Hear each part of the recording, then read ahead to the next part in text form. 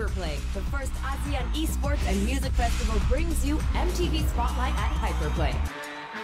Featuring irresistible heartthrob, he's Indonesia's most followed singer, Afghan. Spicier than Tom Yum, here to rock your socks off is Thailand's Slot Machine. Fresh, young and hot, Singapore's dream team, the Sam Willows. Korea's baddest female, give it up for the one and only CL. And more, all coming together with epic League of Legends showdowns. It's a night of history you can't miss. So get your Hyperplay tickets now. Hyperplay, presented by Singapore's Ministry of Culture, Community and Youth and National Youth Council. Powered by Riot Games and MTV. Brought to you by Clear Men. And in partnership with...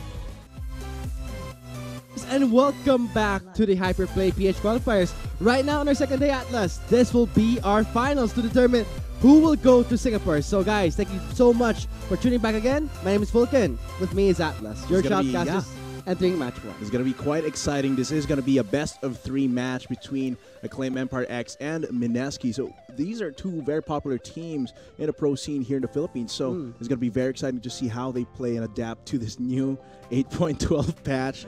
Very, very exciting. So it's going to be quite interesting to see. So when Atlas mentioned patch 8.12, I think the casters from last night also mentioned how much chaotic it is. I mean, you could say, even mention that we did go back to the dark ages of League of Legends. Season 1. Season it's like 1. We went inside a time machine and went back. It's like meteors falling from the sky, dinosaurs going extinct. That's what's happening right now, 8.12. Let's see though, Atlas. Maybe it will change back. But for now, guys, yes, as Atlas mentioned, today we'll be playing on patch 8.12 for our final match with Mineski and AEX. Yeah, and I really like how in the Philippines, because the patch goes so fast for us in pro play, it just forces the players to adapt. If they can't, they just die off. That's really the environment here, and it's really competitive the way I look at it. So it's going to be very exciting to see what the players can bring up every single time they face each other. So I think that's something that we should watch out for, Atlas, as we are now moving on to our best-of-3 series for the finals for the Hyperplay. So, Summers out there, thank you so much for tuning back into our stream. Once again, you are watching the Hyperplay PH Qualifier, so where esports meets music, Atlas. This is really very exciting and interesting, and it's exciting to see more things like this in esports and the collaborations with other industries. So it's going to be quite a new thing, and looking forward to seeing more of it. So to the viewers who are wondering what Hyperplay is, you can always visit our website. If I can recall correctly, it's hyperplay.mtvasia.com. But if you ever do find yourself curious about Hyperplay, you can always search it on our Facebook page, League of Legends Philippines. We did make an article about that, and there is a link to follow if you want to know more about Hyperplay. So if you have time maybe to go to Singapore, why don't you guys drop by? There are tickets for sale here, and you can actually check it out in the website. So the players right now, Atlas, they're actually playing for the, as I said before, to represent the Philippines going to Singapore amongst 10 other teams, 10 countries coming all together. And really, that's pretty big. And no matter what kind of tournament or format it is, representing your country in overseas play is very, very much a privilege. And these teams, they will fight for it. They are hungry for victory. So let's see how this goes. It's also going to be fun to watch. So let's go straight to our drafting phase for our first match, guys. Thank you so much for tuning in. It will be AEX, Acclaim Empire X on the blue side versus Mineski on the red side. Let's see how their pick and ban phase goes out. Pike banned here for AEX. Talia as well, very powerful jungler. I'd say she's almost broken the way she clears, the way she ganks. As for Mineski, they don't want to be dealing with the Kaisa and the Xin Zhao. So when it comes to Talia, sometimes Atlas before the patch 8.12, wouldn't you expect this champion to go mid lane? But no, 8.12 just threw everything we knew. It is like one of those things I thought I'd never ever see when Talia first came out, but here we are right now. As for Gangplank, of course, Kaigu on that Gangplank is very, very terrifying. Just banning that out puts so much less pressure later in the game here for AEX. Braum banned away, so a lot of focus here on Clyde and Kosu for the bot lane. Not to mention also one of the fact that the few viable ADCs in our patch are namely Kai'Sa, Ezreal, and Lucian. And Lucian does really go well with the Braum, so that's quite understandable coming from Mineski. Right off the bat, we're seeing AEX instantly locking in the Morgana. Morgana going to be very interesting here. Can go to support role, but Kreese can also probably pick it up if they need something in the mid lane. And yeah, having those AD carries, Kai'Sa and Lucian, only few viable AD carries, the ones that got hit the least by the crit changes. And definitely that is going to be bad out here, but let's see if anyone here picks up Lucian. Or they could go for one of the more popular mage or bruiser bot lane combos. How do you feel about that combo, Atlas? Yeah, I think it's one of the best things. Very chaotic, I know. It disrupts a lot of how people play their role. But this kind of adaptation, this kind of new diversity in strategic play in a bot lane is definitely welcome. So just needs a little bit of tweaking in terms of balance, really. I mean, it's going to be fun to watch, but on your screens right now, you can see that we're concluding phase 1 for AEX. They will lock in the Trundle and the Jhin. Oh, look at that, Atlas. Something that we're actually familiar with. That's actually not something I'd expect here. Lucian is open, but I guess Clyde here is a little bit more comfortable on that Jhin. As for Mineski, picking up the Graves here from the first rotation as well as the Rise. Let's see what their bans are going to be. Zoe banned out here. It's crazy. So definitely a lot of diversity in terms of bans here come from Mineski. They want to cover all of their bases, not focus too much on one member. They want to make sure that all of the lanes have it a little bit easier in the matchup. And note that as of now, we're seeing no top laners locked in for both teams just yet, except for Mineski, of course. Who knows, Atlas? Maybe this area can also go bot lane. It's still everything is a flex at this point. Yeah, it's like very, very flexible. So the teams have to think so much harder in their draft and read each other depending on how these players play. So it's a lot of strategic thinking here. Aatrox and Shen banned out, so they are pretty confident that that Irelia is not going top. Maybe not. So Atlas, regarding the Aatrox, we did see yesterday in our day 1, the Aatrox performed really well. So I guess AEX is respecting the Aatrox. They are removing it away from Kaigu. But note that, guys, as Atlas mentioned, the Gangplank was removed. So let's see what's going to happen for the final pick of Mineski. Will they have a marksman? Ooh, Ornn. It's going to be pretty solid. One of the strongest top laners right now. Lots of utility, lots of initiation. That is if it goes top. Yeah. Sometimes we see Ornn's going bot lane. So it's really crazy. So you can't really be too hard on your prejudices in terms of these picks. So that's the fun part about patch 8.12. 8.12 and even 8.11. Like, I've seen Aatrox picked up in pro play, and that's not something I'd ever think about an entire lifetime that Aatrox has been released. Because like, wait, is that for real? Yeah, like he's banned out here. Does that mean? Oh, is that? That's a Garen. That is a Garen. So summoners out there, you're watching right now. There is a Garen pick to AEX. Possibly, you know. Oh man. I love patch 8.12. And on this side, man, they don't have a marksman. Yay! So it'll be Graves in the jungle. This is crazy. So I'm excited to see how this all plays out. Garen, as much as he's a meme like Babby's first champion, the thing is he has very specific niches, like being able to silence an enemy champion for so long and have your burst damage and your consistent damage in that time frame as well means that he is a viable pick against certain champions. Mid lane Garen. This is something EXO actually played way before, just as a novelty, just for fun. But now we're seeing it being played for our first match of Game 1 for the finals of the Hyperplay PH Qualifier. So, Atlas, how do you feel about the Garen mid? Crazy fans. Garen mid. The thing with Garen is that it's very difficult for him to actually get close in mid lane where there's not a lot of bushes to maneuver around. But with the short length of the lane, it could actually work with some help from the jungler. Not to mention, Atlas, I think we're not yet done with the surprise picks. If the rotations, the switches, because they can still switch around. Are final. But looking at the Mineski side, the red side, you're seeing the Rise going to the bot lane, where the Lulu is staying in the mid lane. Seems like that is going to be pretty solid Or the I love bot it. lane, I yeah. like it. Hamas and TG, they're gonna put down the magic damage pain in the bot side. Very consistent sustain as well. Just being able to brawl it out with a snare and the starfall. That's just a big engine of healing in that bot side. As for bot lane, it's a little bit more traditional, so to speak. That is a Jhin. If it's just the snares will go on forever. If the Dark Binding hits into the Deadly Flourish, that's a big window for Clyde and Kotosu to go for a big trade that goes in their favor, but it's still going to be very difficult. This is, after all, the Soraka and the Rise in the lane together. It kind of follows the same concept as we saw in day 1, where Jhin and Bran were picked together due to heavy poke. So for Mineski's side, they have the Soraka, so we can expect more sustain from them.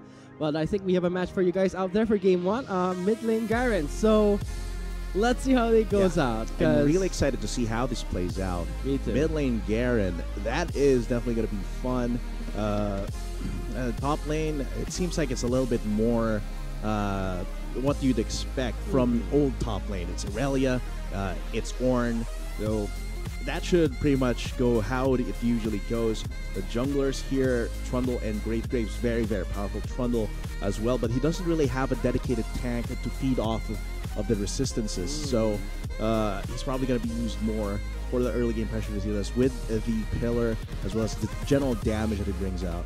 So when it comes to Trundle jungle, Ice Spitter will be a great tool. We did see players yesterday using it to great effectiveness. So Summoners, and when it comes to the Ornn, yeah, I do agree with you. It's something standard we see, but knows that Ornn kind of surrenders the laning phase, but in return does offer a lot of team fights. Yeah, the team fight potential.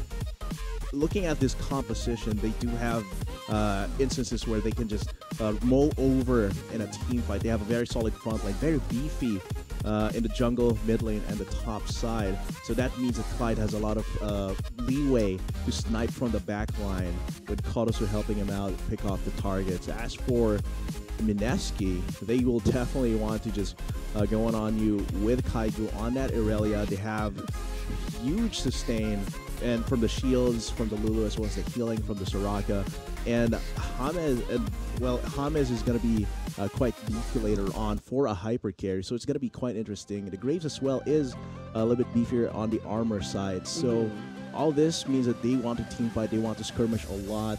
They want to be able to take down AEX very, very quickly in these fights. Let's see when if that comes to play here for our first game, Atlas. So, as we always say in the caster desk, everyone, it all comes down to execution. Coming from our first day, we did see something like the Taric and Yi in the mid lane. It was fun. It was really fun to see that they were going to go for it, but in the end, they got shut down by AEX. The Charcoal actually played that comp, but in a way, a bad start. Luck was not on their side. Yeah, so, definitely. It takes a lot of coordination. Yeah, so let's hope that our teams will have a good luck here for coordination-wise. And now we'll be loading onto our first game rather soon. So, Summers out there, thank you so much for tuning into the Hyperplay BH Qualifiers, where esports meets music. So, we do have some delays on our side. We really apologize on our behalf here. So, please bear with us. We'll try our best to resolve it as soon as we can and deliver you the final game. It's going to be a little bit more time for us and everyone watching to digest how the draft went. Garen mid. Yeah, Garen mid. I mean, it's not too out of his work, because I can think of a few reasons why you'd pick up Garen. Like, there's no champion that is completely useless, and Garen, despite being very simple, very straightforward, as I said earlier, there's a lot of ways he can be useful. His silence is very underrated, and I think it's a very core part of his kit, and how it's very core to how he trades. Like what? Half second of silence? That's a huge time that he can dish out damage that the opposing laner cannot. And especially if it's a mage, like a Lulu, of course he has his own picks, so that's actually a lot of damage in the auto attacks, but it's not as potent as, say, having Glitter Lance out consistently. So let's see how it goes. Let's see, Atlas, because yeah, Garen is something that's interesting for us to watch, and I think the viewers out there is watching this game right now and expecting something fun from the Garen. So I agree with you with the silence. It's underwhelming. You kind of did it to me when I was playing Ilaoi. It's underrated. In a way, it was underrated. I thought it won't be a big deal, but yeah, I hated you for that so much. So yeah, like, there's these champs that you just don't expect. Even in 8.12, like 8.12 is like a very chaotic time. I would say for more. drafts, but Yeah, it's chaotic. even, Yes. even Garen is something that you'd not expect every day in this kind of meta. So it's very interesting to see AEX pull that out. But as for the rest of the lanes, it's going to be quite intriguing to see how it all plays out too, because the Rise and the Soraka, they have very big trading. Like, they want to go for these trades where they can just heal up the damage that you dealt to them, and that means the opposing laner cannot actually win those trades because of that sustain. So it's going to be very interesting. Let's see how the junglers rotate around as well, especially on the side of AEX, because they need that pressure a lot more, especially top side. We'll see though, Atlas, because as you mentioned with Garen being one of the surprising picks, and this is AEX we're talking about. So a brief history to our summoners watching right now, that AEX, Acclaim Empire X, they're very known for those interesting weird picks. Very unorthodox. Unorthodox picks. That's one of their trademarks, and maybe in patch 8.12, that's gonna be their winning strat because they're so used to you having unorthodox picks. Yeah, then definitely AEX. There was a period in a PGS where they kind of went for very standard picks, but I'm glad that this time in the Hyperplay National Qualifiers that they're putting out something like this. I mean, it's already very, as I said, chaotic for the draft, but putting out something that's doubly unpredictable or unprecedented is very trademark of Acclaim Empire X. But when it comes to Mineski's draft, they did answer one of the surprises from like AEX. One of the picks that I did see was the Lulumin. Lulumin was not uncommon before. I mean, you're seeing it again, and I think the Garen's gonna have a really bad time in the mid lane. That's what I think. That's what I think the poke is definitely gonna be a big problem. Garen doesn't really have a way to deal with that outside of his own passive, which lets him regen HP, but it's not big enough if the Lulu is able to just constantly harass him down and disable his passive. And knowing Mineski, they are very skilled players. This is an organization that has housed a lot of very skilled players, EXO, Kaigu. So it's definitely going to be interesting how they play this out, because their macro game, their micro game is very respectable. So summoners tuning in right now, again, we are still trying to load up to our first game. We are having some difficult difficulties on our side. Very difficult to solve right now. So we'll try our best to deliver you the game as soon as we can. So please bear with us, and we really apologize. So once again, guys, you're watching the Hyperplay PH Qualifiers. Right now is the finals, so we will determine today. Will it be Mineski or AEX going to Singapore and representing the Philippines for the upcoming Hyperplay live in Singapore Stadium? I think more than any other country, the Filipinos really love the idea of having their country represented on a global stage, even if it's like in Southeast Asia. It's a great honor. Yeah, it's a great honor for either of these teams to go to Singapore and represent them in Hyperplay. So having that, let's see, I think both of these teams will have a huge thirst and hunger for victory in this best of three. I think that hunger is about to be sated here at last as we are now ready to go on to Summoner's Rift. So, guys, my name is Vulcan. With me is Atlas. We'll be Charcasters entering our first game. We'll load on to Summoner's Rift right now. So, let's get straight to it, everyone. This will be our Game 1. Best of 3 series. Mineski versus AEX. Going to be seeing how all of this plays out, and it is important to note that this is a best of 3, so it's a lot more fast-paced than the usual final these teams know. Best of 3, you have such a small window of opportunity. If you lose once, you're already having your back to the wall here. So they definitely want to be a little bit more fast-paced, be more decisive in how they play this early game, because that sets the momentum for the best of 3 so hard. Let's see how they play this out. And I guess for AEX, they want the momentum on their side as fast as they can, because when you have a Morgana, you want to go for invade just like that. A flash trade happened in the blue side where the Morgana used to flash, same with the Soraka. So both supports losing their summoners. This is going to be a problem though. If TG, he doesn't have his flash back up, I think it's much more